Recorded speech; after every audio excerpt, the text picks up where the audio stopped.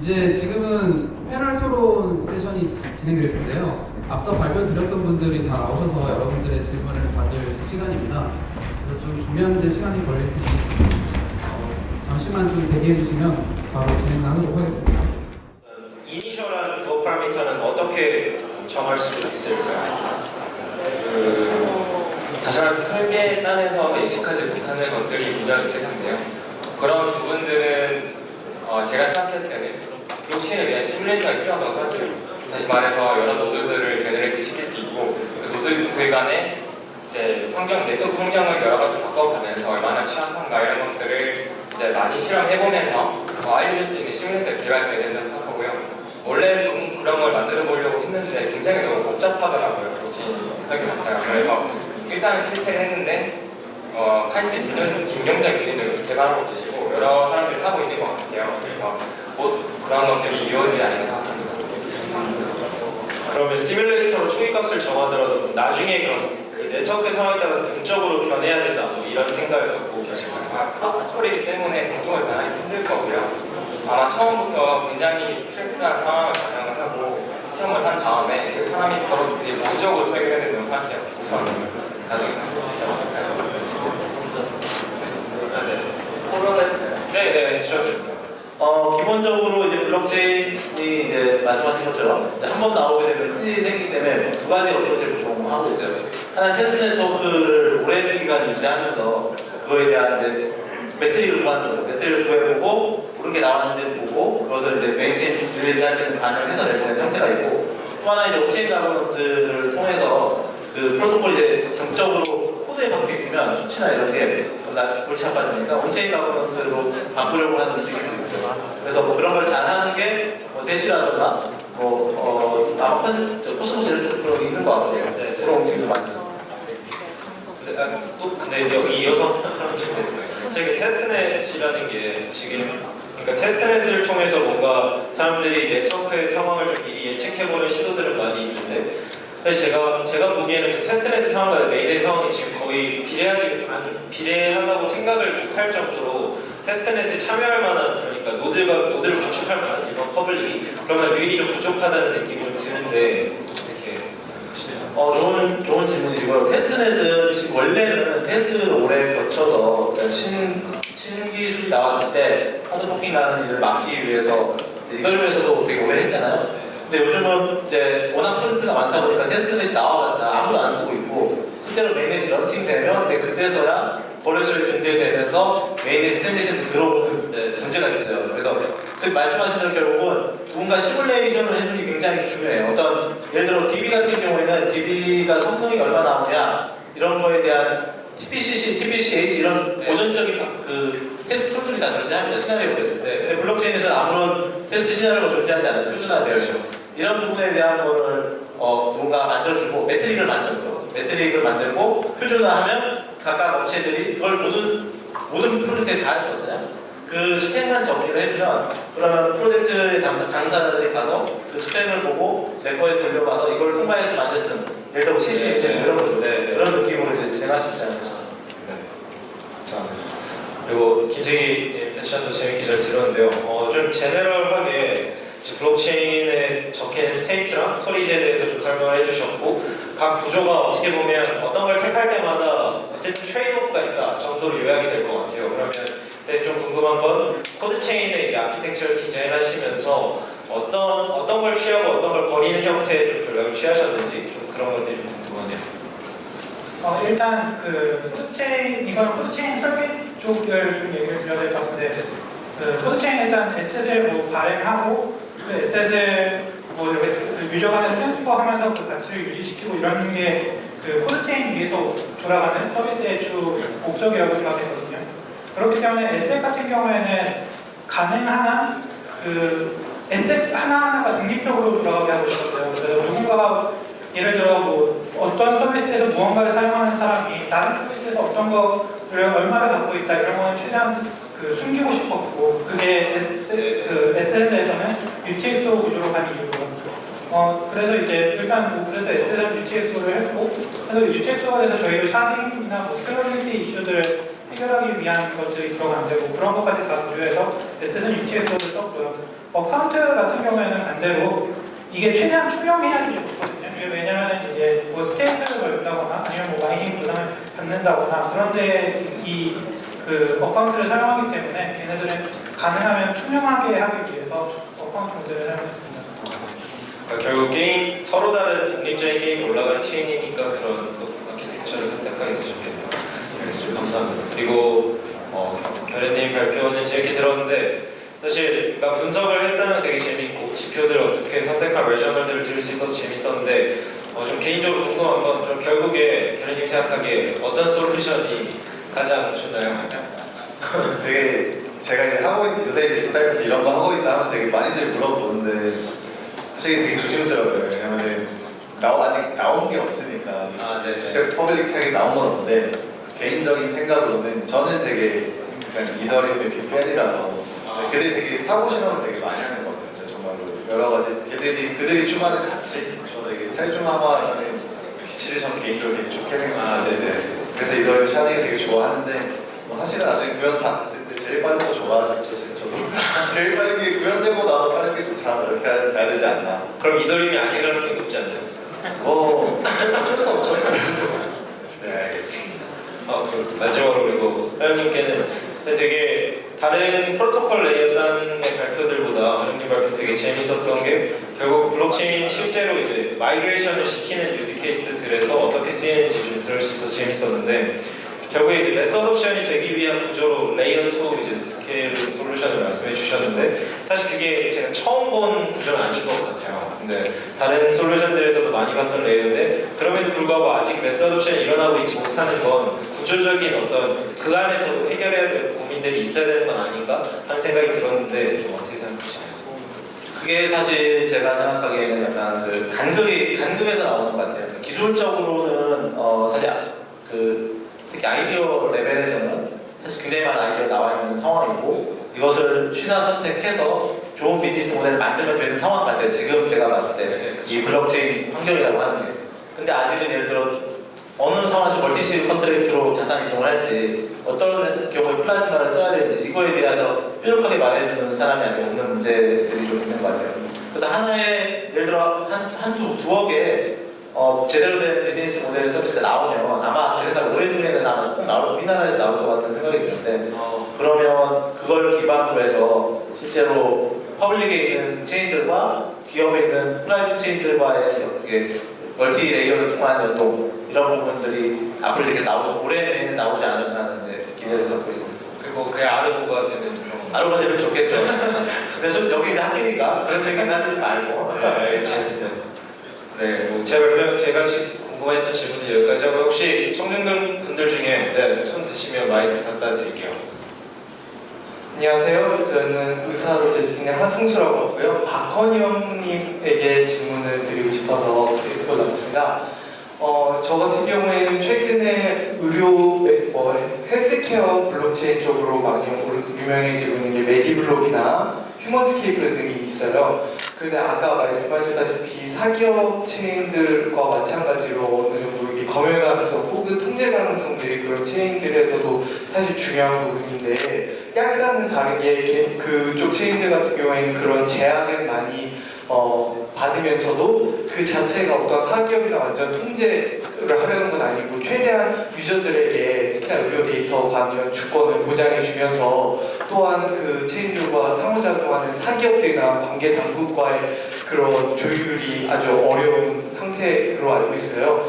그런 맥락에 있어서 그런 아까 말씀하신 그런 통제냐 아니면은 그런 블록체인 자체의 특성이냐 이런 트레이드오프에 대해서 실제로 어떠한 우려사항이 있었고 어떠한 기술적인 해결책이 주가 되었는지 아니면 사회적인이나 그냥 그런 주체에 의한 해결책이 좀 주가 되는지 그런 부분들 실제 경험들이 좀 궁금합니다. 어려운 질문을 해주셔요. 이제 의료 문제 같은 경우에는 신병원이라든가 그 의료 정보들이 앉으셔도 돼요. 의료 정보들이 이제 굉장히 그 문제가 많아요. 그래서 그 우리가 블록체인에 뭔가 하나를 올리는 순간 그 절대로 허가가 나지 않습니다. 정부에서 낼 리도 없고 그 다음에 많은 문제들이 있어요. 그래서 저희가 그 메디블록도 이제 그것 때문에 고생을 많이 하시는 부분도 좀 많이 들어본 거 있는 것 같고 그래서 일단은 블록체인에 뭔가를 올리는 일을 하려고 하는 것 자체가 굉장히 불가능하다. 실제로 민감한 개인 정보 같은 경우. 그러면 블록체인이 거기서 어떤 역할을 해줄 수 있냐? 이거는 예를 들어 그 자료에 대한 무결성 보장 이 정도로의 역할을 해주고 실제 데이터들은 아마 서비스의 형태라든가 아니면 아이페이프레스의 권한 같은 기능이 추가되는 형태로 이제 제공되지 않을까 뭐 이런 생각을 하고 있어요. 아직 거기에 대해서는 이제 다양한 구현체들이 지금 진행 중에 있고 아마 POC 레벨로 알고 있어요. 의료정보 공유가 현재 우리 국내에서 근데 그 부분은 아직은 뾰족한 수가 없다. 아마 POC가 끝나고 나면 실제로 블록체인 어디까지 올려도 된다라는 그 가이드라인이 나올 것 같고 그럼 그걸 기반으로 다시 비즈니스 기회가 나오지 않을까 하는 생각이 들고 있습니다. 그래서 비즈니스 모델을 가지고 블록체인 프로젝트하는 게 사실 되게 위험한 것 중 하나입니다. 네.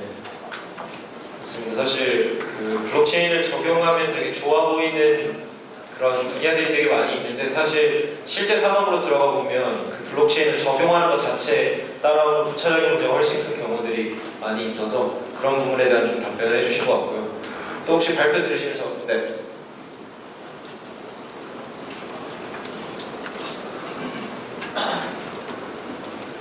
네, 저는 그 TPS 되기를 첫 번째 발표하시는 분도 그랬고 그다음에 한겨레 씨 발표하실 때 얘기를 하셨는데 그 TPS를 정의하기가 지금 정확하게 그 체인별로 다르게 정의하고 있고 그러니까 정확하게 모든 블록체인들이 동일한 기준으로 TPS를 정의할 수 없다는 식으로 설명을 하셨던 것 같아서 그게 왜 지금 그런 문제를 가지고 있고 앞으로 어떤 식으로 그러면은 그 트랜지션 속도를 어떤 식으로 정의를 하는 것이 좋은지에 대해서도 의견을 좀 듣고 싶습니다.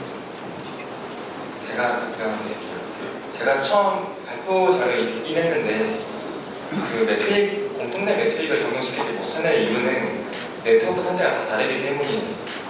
지금은 네트워크조차 없는 상태가 많고요. 그래서 사실 싱글 노드의 CPU 성능을 가지고 해시 성능을 가지고 TPS, 최대 TPS를 얘기하는 경우가 많은데 이게 점점 국제 프로젝트 많아지고 분명 TPS 매트릭이 필요한데요. 매트릭이 만약 정해진다고 하면 동일한 네트워크 상에서 동일한 스트레스 상황 상에서 얼마만큼의 TPS 가지는가 그리고 그 TPS가 나올 때 안정성은 과연 어느 정도로 지켜질 수 있는가 그런 것 기준들이 정해져야지 공통된 선상에 놓고 비교할 수 있을 것 같아요. 네, 잠깐 첨언을 하자면은, 그러니까 재윤님이 발표하셨을 때 말씀하셨던 그 시큐리티를 감안한 TPS는 어쨌든 간에 리스트 베이스의 이제 메인체인 하나를 유지하는 블록체인의 TPS는 저런 방식으로 어쨌든 규정이 될 수 있을 것 같아요. 실제로 그렇게 하려는 시도들도 많고. 근데 막 대그라든지 라이팅 네트워크 같은 스테이트 채널들의 TPS는 좀 다른 문제이기 때문에 제 생각에 공통의 매트릭은 결국은 힘들 것 같고요. 각각의 개별 솔루션마다 나름의 디펙토 매트릭이 결국에는 규정되지 않을까, 어느 정도 네트워크가 이제 안정화되는 그런 식으로 예상만 하고 있습니다.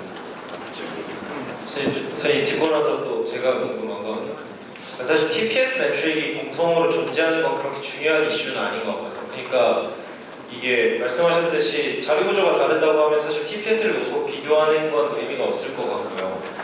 그러면 결국에 아까 전에 이제 결혜님이 발표하실 때 뭔가 네트워크의 결국 시큐리티는 보장이 돼야 된다. 그러니까 시큐리티는 보장된 채로 나머지 디센트럴라이제이션과 퍼포먼스를 그 이후에 이제 비교를 해야 된다 이런 느낌을 말씀 주셨는데 그럼 시큐리티에 대한 어떤 매트릭 같은 거는 뭔가 정해질 수 있을까요? 그게 사실 그거 되게 힘들 것 같아요. 질문 되게 날카로웠는데, 그러니까 사실은 그 아까도 지난번 더블 스팬딩이라고 했을 때 그 더블 스팬딩하는 방식이 되게 다양한데 그 중에서 여기서 11 어택 하나만 하더라도 대그에서 11 어택을 하는 방법, 리스트에서 11 어택을 하는 방법, 플라즈마에서의 11 어택을 하는 방법 각각이 다 다르기 때문에 사실은 규정화된 그런 건 힘들 것 같아요. 저는 각각 하나하나가 각각의 분야가 될 수 있지 않을까 라고 생각을 하고 그래야 된다고 생각하고 있어요. 네, 알겠습니다. 또 여기 먼저 들으셨어요. 여기부터.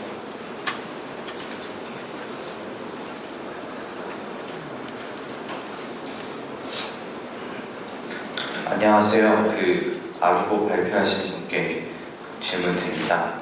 프라이빗 블록체인 공부를 하고 있는 사람인데요.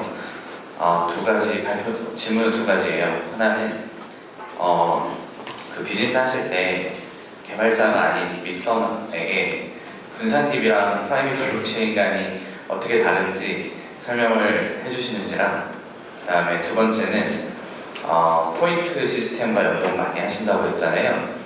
그러면 시큐리티 토큰으로 구분되는 걸 어떻게 피해가고 계시는지. 어쨌거나 현금 캐시플로우랑 연결이 되잖아요, 토큰이. 이 규제를 피해가기가 되게 힘들 것 같은데 이 두 가지 문제를 해결을 하셔서 비즈니스를 성공적으로 하셨다고 생각이 돼요. 그래서 그 두 가지 답변 부탁드립니다. 네, 첫 번째는 사실은 그 IBM이나 이런 딜로이트 같은 쪽에서 만든 자료들이 많이 있어요. 보시면 어째서 커미션 프라이빗 체인을 디스트리뷰트 DB보다 더 좋은 용도로 쓸 수 있냐 이런 부분들은 많은데, 일단 제일 중요한 것 중 하나, 아까 예제 중 하나는 이런 게 있어요.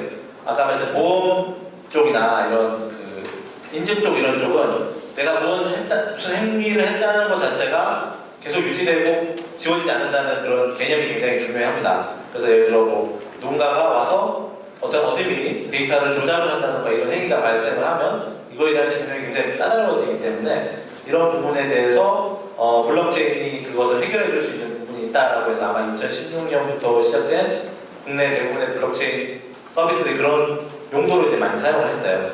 그 다음에 이제 내부적으로 갔을 때는 또 하나는 이제 요즘 그래서 그런 논리로 계속 하다가 이제 최근에 들어서 이제 아까 말씀드린 토큰 이코노미 같은 형태가 나오고, 이게 최근에 레이어 2 기술이 발전을 하면서 굳이 꼭 퍼블릭 체인이나 이런 쪽으로 운영을 하지 않더라도 내가 많은 것을 해줄 수 있다라는 그 새로운 비즈니스를 발굴해 줄 수 있다라는 이야기를 최근에는 하고 있고요. 그리고 옛날에 했던 이야기 중 하나 이런 것도 있어요. 그 분산 DB랑 디센트럴라이즈 DB는 사실 굉장히 다른 개념이거든요. 근데 블록체인은 사실은 디스트리뷰티드 레저 테크놀로지라는 용어를 쓰지만 정확히는 디센트럴라이즈드 레저에 가까워요. 그러니까 분산이라는 건 우리가 소위 빅데이터 얘기할 때 하드이나 이런 형태를 얘기할 때 클러스터링에 대해 했을 때 데이터베이스 접근에 대한 이야기하는 쪽이 나을 것 같고, 요즘에 블록체인을 쓰는 건 대부분 디센트럴라이즈 환경에서 어떻게 데이터를 공유하냐 그거에 대한 이야기거든요. 그래서 이제 우리가 그룹사라고 하면 DB가 예를 들어 다 공유될 것 같지만 사실은 은행, 카드, 생명보험, 커머셜 이거에 따라서 데이터베이스가 다 별도로 유지됩니다. 이런 경우에는 이제 분산해서 데이터를 공유하는 방안이 필요하죠. 예전에 했던 방법은 오라클과 골든 게이트를 써서 싱크를 하는 방식, 또는 공통 DW를 유지를 하는 거, 누군가가 어떤 아이디신가요? 근데 블록체인을 쓰면 그런 부분들이 이제 많이 사라지겠죠. 아시겠지만 골든 게이트 가격이 굉장히 비싸니까 그런 부분을 많이 해결해 줄 수 있는 장점이 있다고 보시면 되고요. 두 번째로 이제 그 시큐리티에 대한 질문인데, 시큐리티가 되는 조건들이 사실 몇 가지 있을 거예요. 제가 무슨 법률 전문가가 아니기 때문에 저도 사실 굉장히 로펌에 물어봐요. 예를 들어 IC로 하시는 분도 마찬가지인데 하면서 내 토큰의 시큐리티인가요? 아닌가요? 물어봐요. 보통 예를 들어 버닝 계획이 있다던가 바이백 조항이 있다던가 이렇게 되면은 대부분 시큐리티로 이제 또 이제 이자를 준다던가 이렇게 되면 시큐리티가 되는데, 그게 아니라 순전히 기초 통화로서 쓰는다면 예를 들어 USDT 같은 경우에 그런 경우에 이제 미국을 많이 보고 있어요. 미국 눈치 많이 보고 있어요. 이게 시큐리티 판명이 나냐 안 나냐. 그럼 아마 국내에서도 대부분 그렇게 보고 있고, 아직은 이런 토큰으로 발행했을 경우에 시큐리티가 나왔다라고 하는 그런 사례가 아직은 부족하기 때문에 국내에서도 지금 눈치를 보고 있는 상황입니다. 네, 그 부분은 사실 제가 딱 잘라 말씀드리기 어려운 부분입니다. 질문 답하기 좋은 답변을 드리기는 어려웠던 질문이었고, 첫 번째 질문에서 저는 또 궁금한 게, 제가 프라이빗 체인이 어떻게 구성되는지 좀 깊게 공부해 본 적이 잘 없긴 한데, 이제 기존 DB에 비해서 한 번 보험에서 적용되면 좋을 것 같아요. 한 번 올리면 더 이상 변조 불가능하다는 게, 사실 이게 그 블록체인이 그걸 보장해주기보다는 어떤 크립토 이코노믹스하게 뭐 체이닝을 더 길게 만들기 어렵다거나, 혹은 파이널리티 이제 스탬프를 찍어서 이제 그 뒤로 이 어떤 나중에 밸류에이션이 있건 극복해서 그 파이널라이즈 스탬프를 갖는다 하는 것 같은 게 이제 전제되어야 될 것 같은데, 어떻게 전자는 당연히 프라이빗에서 되게 좋은 말씀이라서요. 그래서 재밌는 기술 중 하나 앵커링이라는 기술이 있어요. 프라이빗 영역에서 기술 중에 프라이빗에서 발생한 블록의 헤더를 퍼블릭 체인에 올리는 거예요. 그래서 저희가 그런 서비스를 몇 번 했어요. 비트코인이나 이더리움 쪽에 올리고 그래서 자 봐라 너의 체인은 퍼블릭 프라이빗이지만 변조되지 않았다는 건 퍼블릭이 증명을 해준다. 아. 사실 플라즈마도 어떻게 보면 그쵸. 그걸 많이 발전한 개념이라고 보거든요. 그런 식으로 이제 네, 감사합니다. 네, 또 저기 그 질문하시는 분들이 많으셔서 한 분당 한 질문씩만 해주시면 감사하겠습니다. 네, 그 뒤에 분이시겠는데 그거 하시면 저는 이제 그 블록체인에 관한 그 어플리케이션 개발하고 있는데요. 사이드 체인을 쓸 건데, 지금 뭐 패그드 사이드 체인에 대해서 아까 설명, 그 블로코 CTO 설명을 했었는데, 그 저희가 이제 사이드 체인에다가 저희 지갑도 올리고 저희가 만든 어플리케이션에 데이터도 올릴 건데, 문제는 이제 고층 디파짓을 해가지고 뭐 이렇게 저희가 같이 교환을 하는데요.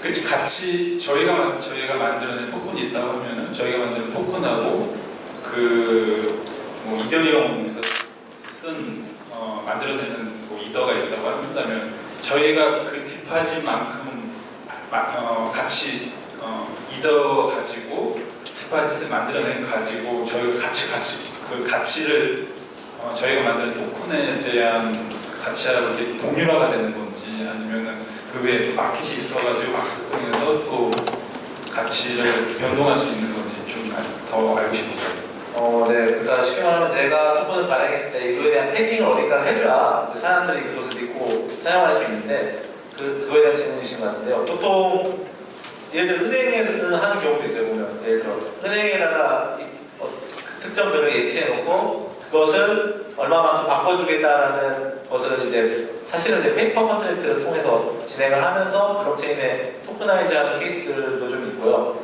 뭐 그 외에는 예를 들어 이더를 예를 들어 1000개를 가지고 내 토큰 1억 개를 발급하겠다라고 하면 사실 비율이 나오잖아요. 교환 비율이 나오면 스마트 컨트랙트를 가지고 교환을 해주는 그런 컨트랙트를 짜놓는 거죠. 이더리움 위에다가 이 토큰을 10,000개를 갖고 오면 10만 개를 갖고 오면 이거 한 개로 바꿔준다. 이런 로직을 짜놓으면 사실 그건 변함이 없는 로직이니까 아마 그리고 그 컨트랙트에 1000개 이거를 디파짓을 해놓는 거예요.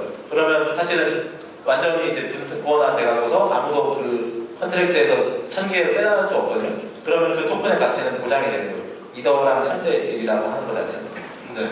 마치 이제 거래소를 이제 덱스로 구현하는 거랑 비슷하게. 네. 아마 질문은 그러면 그 가치가 변동될 때 그런 룰을 어떻게 뭐 패딩하거나 변화시키냐 뭐 이런 질문도 포함됐던 것 같은데 뭐 그런 건 마켓플레이스의 오라클을 활용하는 방안이 될 것 같네요. 네. 저번에 주자랑 비슷한 그 프로젝트로 지불 토큰이라고 있어요. 한번 찾아보시면 아마 생각하는 거랑 비슷한 주제일 거예요. 아, 네. 사회적 화면 또 있었네요. 또, 네, 저기. 네네. 죄송해요. 네. 네, 발표 잘 들었고요. 저는 좀 궁금한 게 스마트 컨트랙트 자체가 실제 상용화 가능한 비즈니스 단계까지 가려면은 블록체인 네트워크 상에서만 이제 발생해서 오가는 데이터 말고 진짜 현실 세계에서 발생하는 뭐 IoT 데이터라든지 그 외에 기존에 이미 쌓여있는 DB들에 있는 데이터들까지도 연동을 해야 된다라고 좀 알고 있는데 사실 그런 문제들을 해결하려고 하는 게 뭐 워크 프로블럼이라고도 하고 근데 제가 아직 잘 모르는 거는 실제로 이 정도의 외부 데이터 연동을 하는 기술이 어느 정도 발전이 돼 있는지 아니면은 그 아까 코드박스? 그런 아니고 뭐 그쪽에 계신 분들은 실제로 프로젝트를 하시면서 그런 문제들을 겪은 적이 있으신지 아니면은 어떻게 해결할 수 있는지 좀 알고 싶습니다. 일단 그 문제는 그냥 못 푸는 문제를 두면 되는 문제고요. 그냥 계약서 상으로 푸는 게 아마 가장 심플한 솔루션일 것 같아요. 뭔가 오라클을 제공해주는 회사가 있고 그 회사가 그냥 법적으로 뭔가 잘못된 값을 제출했다는 건 알 수 있잖아요. 블록체인 하는 만약에 그러면은 이제 거기에 이제 계약돼 있는 계약 당사자들이 고소를 한다고 하고 그런 식으로 풀어야지 이제 현실 세계에 있는 어떤 값들 블록체인에 넣는 건 그거 외에는 어떤 방법도 이렇게 다들 문제가 발생하더라고요. 추가하자면 하나 있긴 있는데 어떻게 하냐면 오라클을 여러 개 두는 거예요. 그래서 여러 오라클을 하나의 위주로 만들고 그걸 설정을 시키면 어느 정도 보장을 할 수 있는데 역시 반 절반 이상의 오라클이 악인을 가지고 담합을 한다면 문제가 발생하겠죠. 결국 개가 다르기 때문에 사실 커뮤니케이션 힘들다고 보시면 돼요. 아마 저 아더라는 그 예술 플랫폼 같은 거 한번 들어보셨을 거예요. 네, 그런 개념도 그거랑 그렇게 한다는 건 아니고 말씀하셨듯이 합의를 통해서 하는 방법도 두 방법일 것 같고요. 그거 말고 이제 커뮤니티의 합의를 통해서 하는 방법도 있을 거예요. 커뮤니티에서 투표를 통해서 오라클라이즈 되는 게 맞냐에 대한 걸 두고 예를 들어 뭐 슬래싱을 쓰는 거죠. 뒷발짓을 하고 거짓말을 쓸 경우에 슬래싱을 한다. 이런 개념을 또 도입해도 괜찮지 않을까. 방금 말씀하신 방식이 뭐 TV였나? 어딘지 이름은 기억이 안 나는데 뭐 비슷한 방식을 구현한 적이 있는데요. 뭐 걔는 테스트넷밖에 없긴 한데 그 문제가 누군가 한 명이 먼저 투표를 하잖아요. 그러면은 다음 사람이 그걸 따라가요. 실제로 그게 맞는지 아닌지 상관없이 뭐 그런 문제가 계속 발생해서 예측 문제에서는 안 되더라고요. 지금 이 질문 나온 것에 대해서 아마도 이후에 토큰 이코노미 발표에서 이 웬만큼 커버를 할 수 있을 것 같아서 네, 거기 발표 들어주시면 네, 좋을 것 같습니다. 네, 맞습니다. 제가 하려던 말은 해주셨고. 네, 저기. 네, 여기. 예, 저는 그 유니첼의 안동길 대표입니다. 저는 뭐 좀 기술 이렇게 들어보고 이런 것도 되게 재밌는데 이게 블록체인의 기술도 재밌지만 이걸 이용해서 또 돈을 벌게 되면 훨씬 더 재밌어요. 그래서 이 돈 버는 사업이라는 관점에서 보면은 저는 이제 블록체인 하기 전에 한 2가지 정도 사업을 했어요. 그래서 이렇게 사업의 단계로 이렇게 보면은 블록체인은 지금 굉장히 이제 초기 단계에 있거든요. 네. 아까 그 박형님도 말씀하셨듯이 아직 매스마켓에 못 간 이런 상황이 있는데 그런데 이제 전체적으로 우리나라에서 지금 이렇게 사업이 진행되는 거 보면은 이 블록체인은 굉장히 어려운 기술이고 굉장히 복잡한 기술이고 뭔가 이렇게 해야 될 게 되게 많고 한데 너무 작은 회사들이 뭐 작은 회사들은 또 그렇게 큰 회사도 있고 작은 회사도 있고 한데 그러니까 너무 이렇게 서로 협조를 안 하고 서로 그러니까 이렇게 자기 회사 위주로 이제 이렇게 좀 많이 진행이 되는 것 같아요. 그래서 저는 뭐 이 컨퍼런스가 저기 디사이프에서 주관하는 컨퍼런스고 그리고 여기 오신 분들이 서울대나 카이스트 출신들이 되게 많은 것 같은데 저는 또 그 서울대나 카이스트를 나왔어요. 그래가지고 시간이 좀 부족해서 혹시 질문만 해주실 수 있어요? 네, 질문만 더 말씀드릴게요. 그러니까 그 서울대와 카이스트 출신을 중심으로 해갖고 우리가 블록체인을 이용해서 이렇게 큰 사업을 좀 벌리고 싶은데 이런 것 쪽에서 좀 고민을 하고 좀 관심을 가지신 분이 있으시면 말씀을 해주셨으면 좋겠습니다. 네, 질문이 아닌 요청이군요. 알겠습니다. 뭐 그러신 분 있으시면 연락 드리면 되겠습니다. 또 질문 있으신 분 계시나요? 네, 저기 한번 손들고. 네, 저기.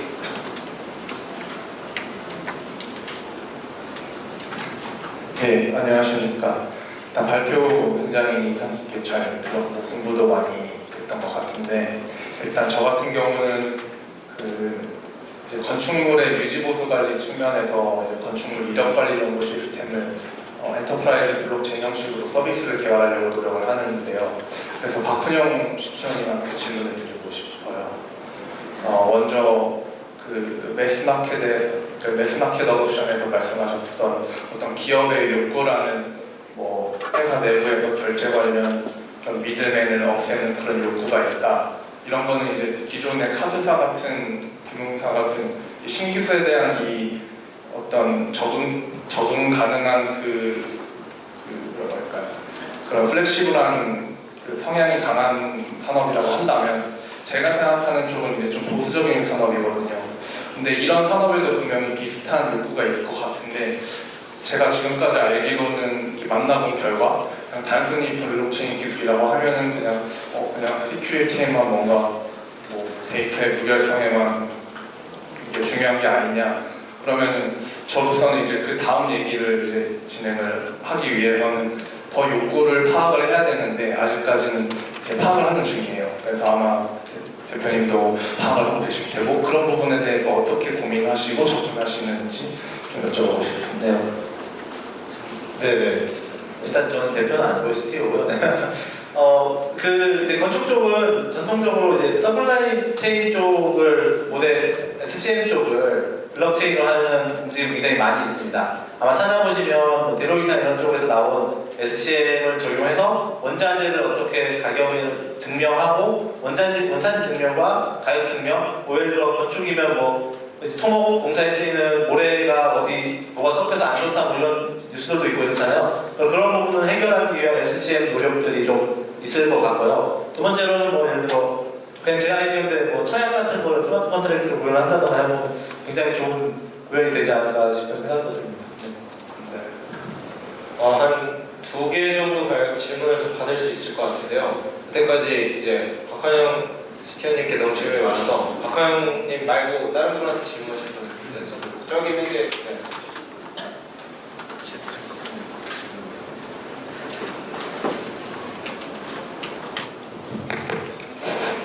네, 안녕하세요. 온더의 정순영인데요. 네, 안녕하세요. 김재근 회장님한테 질문을 좀 하고 싶어서요. 일단 좋은 질문, 좋은 발표 잘 들었습니다. 그 마지막에 아이디어 말씀하실 때 그 블록에 포크가 났을 때 논리적으로 상충이 없으면 그냥 해당 블록을 인정하고 받아들여 준다. 그렇게 얘기를 하셨는데 이게 그냥 UTXO 모델이면 간단하게 확인이 될 것 같긴 한데 이게 만약 어카운트나 VM 기반의 스테인 머신이면 좀 그러니까 논리적 상충이 있는 점인지 파악이 상당히 오래 걸릴 것 같거든요. 그것들은 기존 합의보다 혹은 리오그나이제이션보다 더 오래 걸릴 수 있을 것 같은 느낌이 들었어요.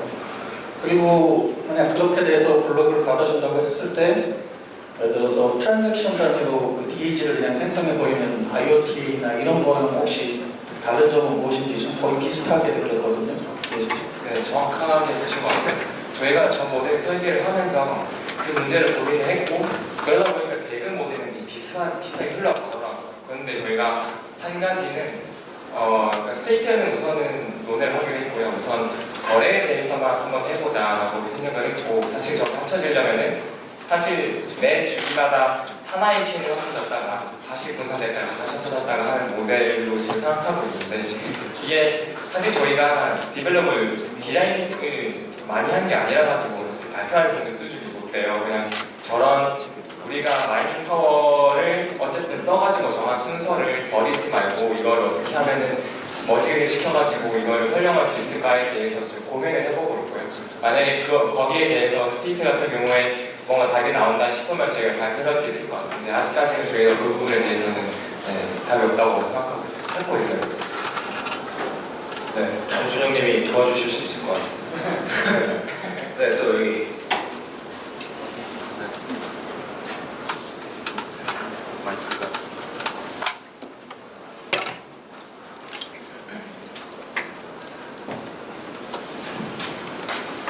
네, 안녕하세요. 네, 이제 첫 번째 질문하셨던 게 여쭤보고 싶은데요.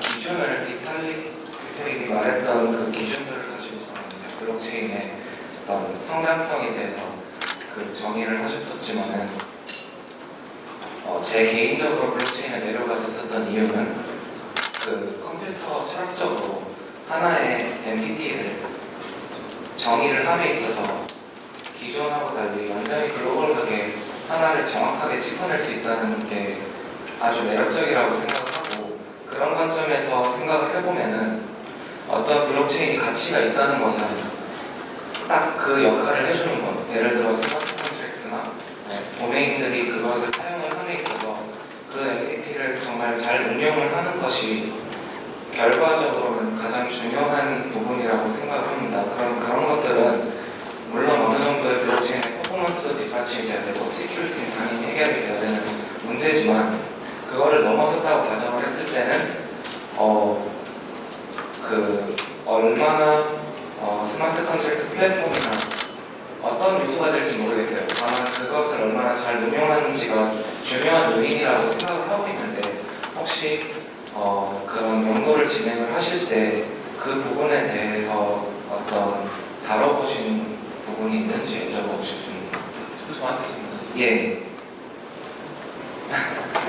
질문이 요약되셨어요.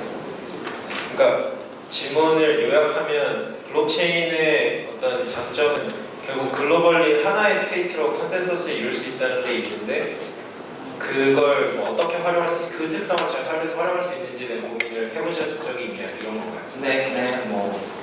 네, 살짝은 다르지만 네, 그렇다고 볼 수 있습니다. 네, 죄송합니다.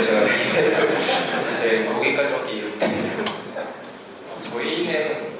저희가 연구했던 건 처음 블록체인 연구했지만 사실 연구를 하다 보니 블록체인 탈중화는 아니고요. 탈중화를 구현하는 여러 가지 방법 중에 블록체인이 있는 거였다는 발견을 했고 결국에 블록체인이라면 모든 노드가 싱크로너스하게 똑같은 엔티티를 가지니까 그 부분은 사실 해결될 것 같은데 말씀하시는 건 사이드체인이나 샤딩이나 네트워크 파티션에 의해서 혹은 대그에 의해서 약간 이게 뭔가 도메인들만 알 수 있는 엔티티가 있는 그런 거 말씀하시는 거예요? 지금의 블록체인이 이제 가장 어떤 시스템하고 경쟁 구도 있냐면 이제 클라우드 시스템하고 가장 가깝게 경쟁 구도 있는 것 같다고 생각합니다. 왜냐하면은 완전하게 퍼블릭한 것은 당장 하루아침에 딱 구현을 하기가 힘들다고 판단을 하니까 계속 비즈니스 질문들 나오는 것들도 보면 프라이빗 블록체인과 퍼블릭 블록체인 사이에 뭔가를 레이어를 만들자 이런 식으로 해결을 해나가고 있는데 결국에 블록체인이 승리할 수 있는 유일한 분야가 있다고 한다면은 그렇게 각 도메인에 저는 헬스케어 쪽 근무를 하고 있는데 환자 아이디를 정확하게 글로벌리 정의를 할 수 있다는 것 이거 하나는 클라우드 시스템도 전혀 범접할 수 없는 어떤 부분이라고 생각을 합니다. 그렇게 된다면 블록체인의 가치라는 것을 측정을 함에 있어서 좋은 블록체인 모델을 만든다고 하는 건 그거를 잘 운영하는 데 있는 거고 이제 제 생각에는 가까이에는 스마트 컨트랙트의 구조를 얼마나 잘 만드느냐 예를 들면 솔리디티나 기지가 얼마나 잘 만들어져 있느냐 그거는 말씀하신 퍼포먼스, 시큐리티, 디센트럴라이제이션하고는 조금 다른 영역이 있는 거라고 생각을 해요. 그래서 네 그런 질문이었습니다. 그 부분은 사실 저희가 연구했을 때는 엔티티가 변경되거나 이런 건 사실 생각하지 않았어요. 그러니까 어카운트 정보가 있고 그 어카운트와 실생활에 있는 실제 환자 아이디를 연결하는 건 어렵지만 블록체인 내부에 있는 정보들을 모두 공유하고 변하지 않는다는 사실 그냥 기본적으로 깔고 연구를 시작한 거라 그런 거에 대한 보기는 사실 안 해봤고요. 만약에 스마트 컨트랙에서 그런 부분에 대한 안정성이나 엔티티의 유의성 이런 거에 대해서 증명해야 된다는 그런 게 있다면 2부에서 스마트 컨트랙 다루시는 분들이 있거든요. 거기서 아마 답변을 얻을 수 있을 것 같아요. 감사합니다. 다들 질문 더 해주실 분들이 계신 것 같은데 또 너무 티타임을 제가 줄이면 저를 욕하실 것 같아서 여기서 저희 패널 토론을 마감하고요. 원래 30분이었는데 정말 죄송하지만 20분 정도 티타임을 가지고 2부 시작하도록 하겠습니다. 네, 이따 뵙도록 하겠습니다.